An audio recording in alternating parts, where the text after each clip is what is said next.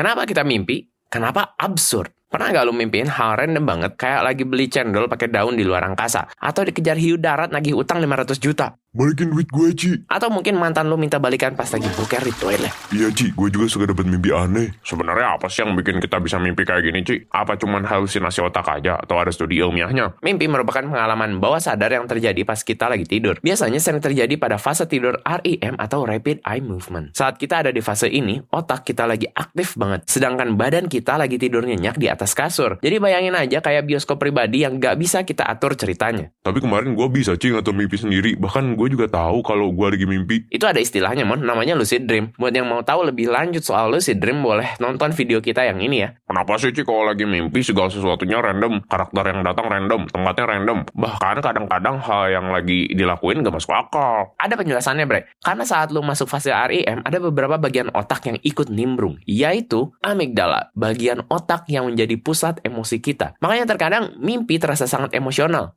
Hippocampus, tempat menyimpan memori. Hal ini membuat beberapa tempat dan orang yang datang di mimpi lu terkadang bisa dikenali karena pernah lu lihat selama hidup.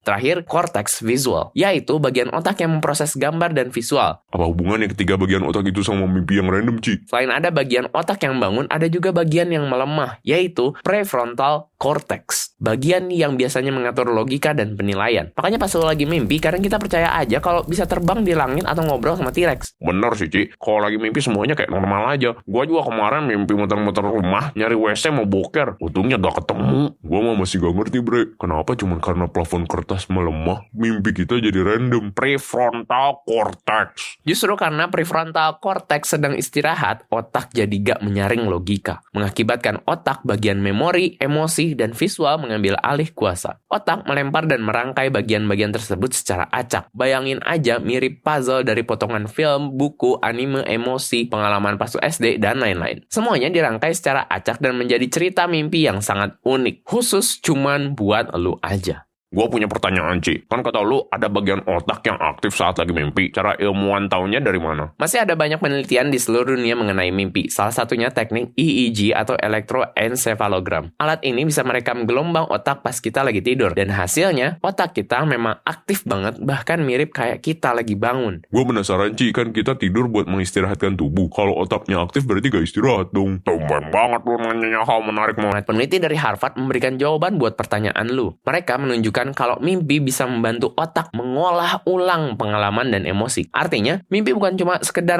bioskop mini ataupun hiburan semata, tapi juga menjadi cara otak untuk membersihkan dan menyusun memori. Jadi walaupun otak aktif saat mimpi, hal tersebut bermanfaat buat kualitas istirahat kita. Mimpi jadi gunanya buat apaan, Bre? Hal random yang kita dapat pas lagi mimpi emang ada pengaruhnya buat kita? Peneliti punya beberapa teori ilmiah mengenai manfaat mimpi, yaitu memproses emosi, menyimpan memori penting, membuang informasi nggak penting, dan bahkan bisa melatih otak kita saat menghadapi skenario berbahaya. Wah, jadi mimpi gua dikejar hiu raksasa nagih utang ada manfaatnya juga ya.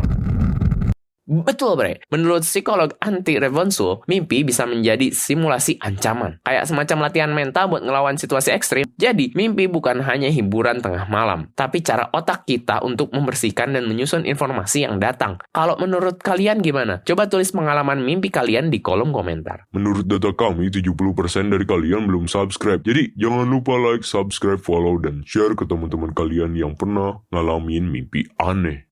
Mana 500 juta gua?